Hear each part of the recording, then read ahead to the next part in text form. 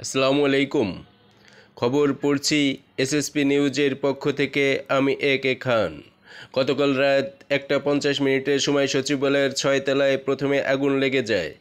সে আগুন পরে 7 তলা ও 8ম তলায় উপরে উঠে যায়। এতে সড়ক ও যোগাযোগ মন্ত্রণালয়, অর্থ মন্ত্রণালয়ের ভিতরে প্রচণ্ড আকারে আগুন ছড়িয়ে পড়ে। এ আগুন 8ম তলায় ছড়িয়ে পড়ে। গভীর রাতে আগুন লাগার প্রকৃত কারণ জানা যায়নি। ফায়ার সার্ভিসের 19টি ইউনিট কাজ করতে এসে দুর্ভাগ্যজনকভাবে 2 জন ফায়ার সার্ভিস কর্মী ট্রাক চাপায় মারা যান। বিস্তারিত জানতে ঘটনাস্থলে নিয়ে যাচ্ছে আমাদের রিপোর্টার বাংলাদেশ সচিবালয়ে। আপনারা দেখতে থাকুন আর পরবর্তী নিউজ দেখতে চ্যানেলটি সাবস্ক্রাইব করুন। দালাল যারা আছে এই রাজ্যে এই দেশ চালান চলবে না, এই বিপ্লব টিকবে না। এই কাজটাই ভারত করিয়ে দিল শেষমেশ। তিনি অভিযোগ করছিলেন যে এই প্রতিষ্ঠানটাকে আমরা বাঁচাই বা এই প্রতিষ্ঠানটার আগুনটাকে আমরা নিভাই। আর কিছু বলার নাই। কি বলবো, আজ দেশ এই রকমের পরিস্থিতিতে একটা ফায়ার সার্ভিস দেখেন, একটা ফায়ার সার্ভিস থেকে আগুন ধরায় নিভাচ্ছে, সেটাও বন্ধ করে দিচ্ছে। মানে পুরো বিল্ডিংটা জুড়ে আগুন জ্বলতেছে, পুরো বিল্ডিংটা। আসলে এখানকার স্থানীয়রা যারা আছেন তারা আসলে বলছেন যে অভিযোগ করছে ফায়ার সার্ভিসের যে অ্যাক্টিভিটি, সেই অ্যাক্টিভিটিস নিয়ে আসলে তারা অভিযোগ করছে যে ফায়ার সার্ভিসের যে কার্যক্রম, সেই কার্যক্রম নিয়ে অসন্তোষ প্রকাশ করছে এবং তারা বলছে ফায়ার সার্ভিস প্রয়োজনীয় যে পদক্ষেপ সেটি আসলে নিতে পারছে না বলেই আসলে আগুন নিয়ন্ত্রণে আসছে না এবং আগুন নিয়ন্ত্রণে আনতে পারছেন না। এবং এখানে যে স্থানীয় মানুষ আছে তারা আসলে ক্ষোভে ফেটে পড়ছে।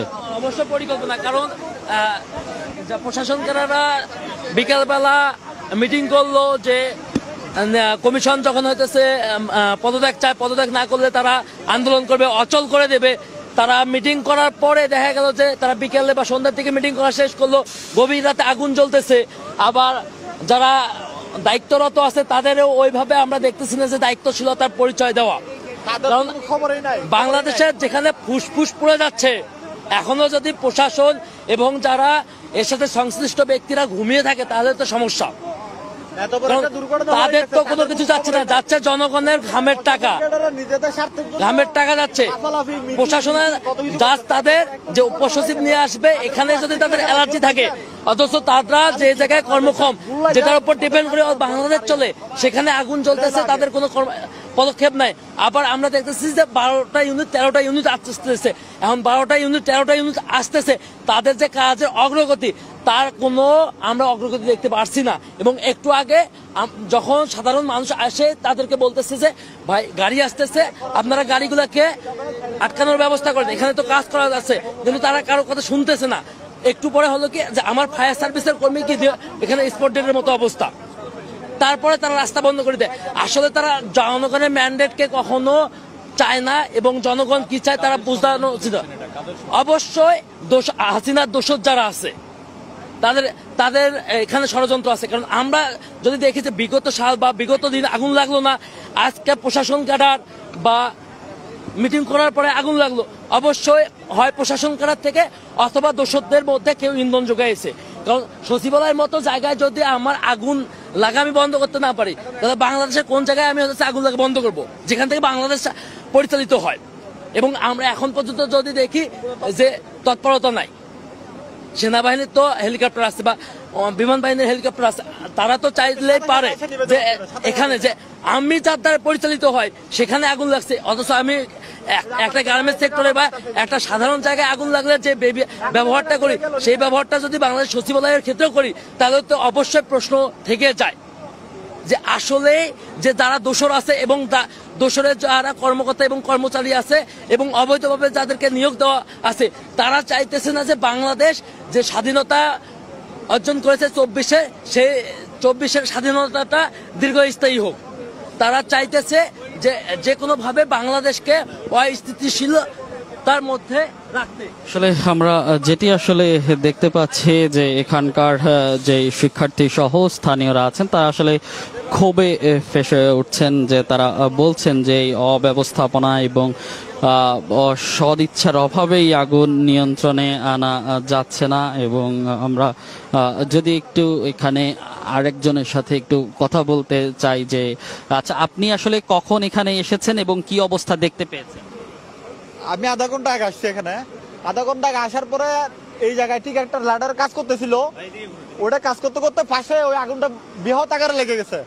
কিন্তু বাংলাদেশের এত এত ফায়ার সার্ভিসের এত এত ল্যাডার, এত এত গাড়ি, এত এত প্রযুক্তি থেকে লাভ কি? যদি এত বড় বাংলাদেশের একটা হৃৎপিণ্ড ফুলে যাচ্ছে, এটা যদি নিয়ন্ত্রণে আনতে না পারে, ফায়ার সার্ভিসের হেলিকপ্টার, আর্মিদের হেলিকপ্টার, পুলিশের হেলিকপ্টার, এরা বসে রেখে কি লাভ?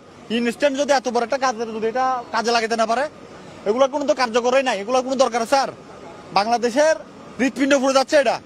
আর ঘটনাগুলো তো একটা একটা মিলে যাচ্ছে। বিডিআর হত্যাকাণ্ডের যেই তদন্ত কমিশন হইলো, তারপর থেকে একটা একটা ঘটনা আসতে আছে। প্রশাসন গেটের রাস্তায় নামে গেছে, বিডিআর এর আগের ডিজি পলাইতেছে। এইভাবে এগুলো মিলাইলেই বাইরে হয়ে যায় যে তদন্ত মানে কিভাবে ষড়যন্ত্র হচ্ছে এটা।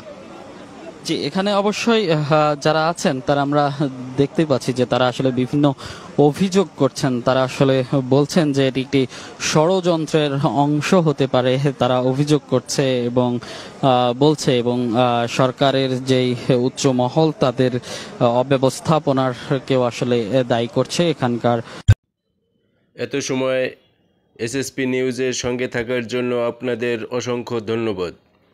এ ঘটনা দুর্ঘটনা নাকি নাশকতা সেটা জানার জন্য উচ্চ পর্যায়ে তদন্ত কমিটি গঠন করা হয়েছে, জানিয়েছে স্বরাষ্ট্র উপদেষ্টা। এ পর্যায়ে খবর শেষ করছি, পরবর্তী খবর দেখার জন্য অনুরোধ করছি। ধন্যবাদ সবাইকে।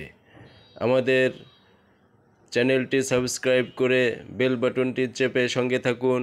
পরবর্তী নতুন নতুন খবর নিয়ে আপনাদের সামনে চলে আসবে আমাদের এসএসপি নিউজ টিম। ধন্যবাদ সবাইকে, ভালো থাকবেন।